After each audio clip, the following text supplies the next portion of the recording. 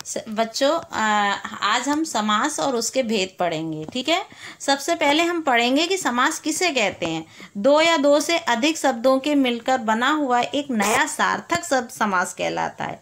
समास का मतलब संक्षेपीकरण। इसमें दो पद होते हैं, पहला पूर्व पद और उत्तर पद। तो पूर्व पद और उत्तर पद मिलकर जो है समास कहलाता है। फिर उसके बाद इसका उदाहरण जैसे रसोई घर, इसमें रसोई पूर्व पद है और घर उत्तर पद है, यानी रसोई घर पूर्व पद और उत्तर पद। फिर है समास के भेद। तो समास के 6 भेद हैं, जिसमें सबसे फर्स्ट नंबर पे आता है अव्ययभावी समास। जिस समास का पहला पद अव्यय हो यानी प्रधान हो उसे अव्ययभावी समास कहते हैं। पहला पद क्या होता है? प्रधान, उसे अव्ययभावी समास कहते हैं। जैसे कि उदाहरण के लिए आजीवन, जीवन भर, जिसमें आ शब्द अव्यय है, यानी आ जो है जो अव्यय शब्द है। फिर है यथाशक्ति, यथा विधि, विधि के अनुसार, यथाशक्ति, शक्ति के अनुसार। फिर उसके बाद आता है प्रतिदिन, प्रत्येक दिन, यथा क्रम, क्रम के अनुसार। तो यहाँ पर ये अव्ययभावी समास हैं। फिर उसके बाद आता है पेट भर, पेट, तो पेट भर, और प्रतिवर्ष, हर वर्ष, ये अव्ययभावी समास के साथ आते हैं, क्योंकि यहाँ पर प्रति है, हर रोज, रोज, रोज, यथा, सामर्थ्य, सामर्थ्य के अनुसार, यहाँ यथा, हर, ऐसे वर्ड जो हैं वो अव्ययभावी समास हैं। फिर उसके बाद आता है तत्पुरुष समास। जिस समास का उत्तर पद प्रधान हो और पूर्व पद गौण हो उसे तत्पुरुष समास कहते हैं, यानी उत्तर पद प्रधान और पूर्व पद गौण हो उसे तत्पुरुष समास कहते हैं। जैसे कि देशभक्त, देश के लिए भक्त, ग्रंथ, ग्रंथ को करने वाला, ग्रंथकार, ग्रंथ लिखने वाला यानी ग्रंथ को बनाने वाला, ग्रंथकार। फिर उसके बाद आता है पाठशाला, पाठ के लिए शाला, यानी फिर है देश निकाला, यानी देश से निकाला गया, तो जो देश से निकाला गया वो तत्पुरुष समास में है। आकाशवाणी, आकाशवाणी, आकाश से आई हुई वाणी, ये तत्पुरुष समास। पवन पुत्र, तो पवन का पुत्र, इसलिए तत्पुरुष समास है ये।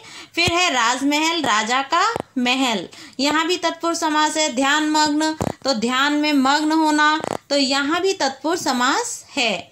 फिर है तत्पुरुष समास के 2 भेद होते हैं, एक कर्मधारय समास, दूसरा द्विगु समास। तो कर्मधारय समास की क्या विशेषता होती है? इस समास में जो भी पद होता है वो उत्तर पद प्रधान होता है, दूसरा पद पूर्व पद और उत्तर पद, यानी एक विशेष दूसरा विशेषण, एक उपमान और दूसरा उपमेय का संबंध होता है। जैसे गुरुदेव, तो गुरु रूपी देव, यानी देवताओं के समान। मृग नैन, मृग के समान नैन। फिर है कमल नैन, तो कमल के समान नैन, यानी नेत्र। लाल मणि, तो लाल मणि विशेष है, विशेषण है और विशेष है। चंद्रमुख, तो चंद्र विशेषण है और जैसे मुख यानी विशेष है। लोह पुरुष, लोह के समान शक्तिशाली पुरुष, यानी लोहे के समान।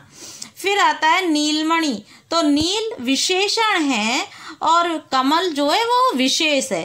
नील गाय, तो ये विशेषण है और विशेष है गाय। फिर आता है द्विगु समास, जिस समास का पूर्व पद संख्यावाचक यानी संख्यावाचक है, विशेषण, और उसे द्विगु समास कहते हैं, जिसमें क्या होती है? संख्या, सबसे पहली बात। दूसरा जैसे नवरात्र, तो 9 रात्रियों का समूह है, तो उसे नवरात्रि कहते हैं।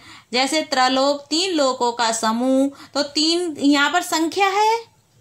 9 ग्रह, तो यहाँ पर 9 की संख्या है, इसलिए ये 9 ग्रहों का समूह है। शताब्दी, 100 वर्ष का समूह, इसलिए शताब्दी है।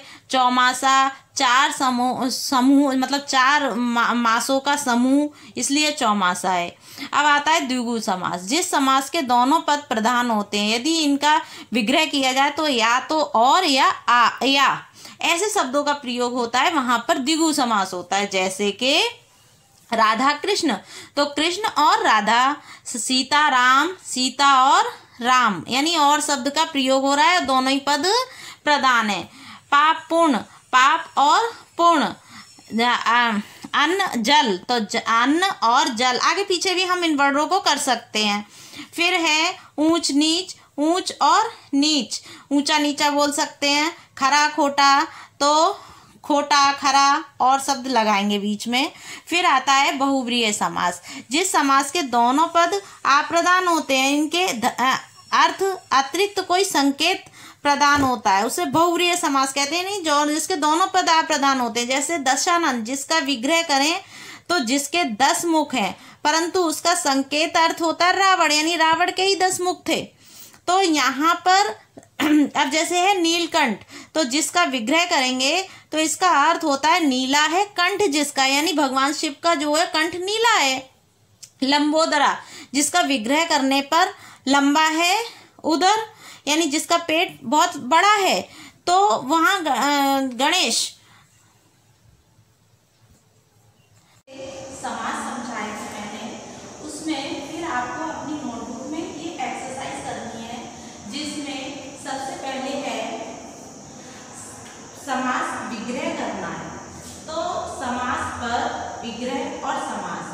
तो सबसे पहले समास पद में है वन महिमा, तो विग्रह जब हम करेंगे तो होगा वन की महिमा, तो ये आपका तत्पुरुष समास होगा। सेकंड है मानव लोक, यानी मानवों का लोक, जिस लोक में हम लोग रहते हैं, मनुष्य रहते हैं, वो मानव लोक, तो ये तत्पुरुष समास में आएगा। फिर है विश्व विवरण, विश्व का विवरण करने वाला, तो विश्व विवरण तत्पुरुष समास। फिर है देवलोक, देवताओं का लोक, यानी जहाँ पर देवता लोग रहते हैं, तो उसका विग्रह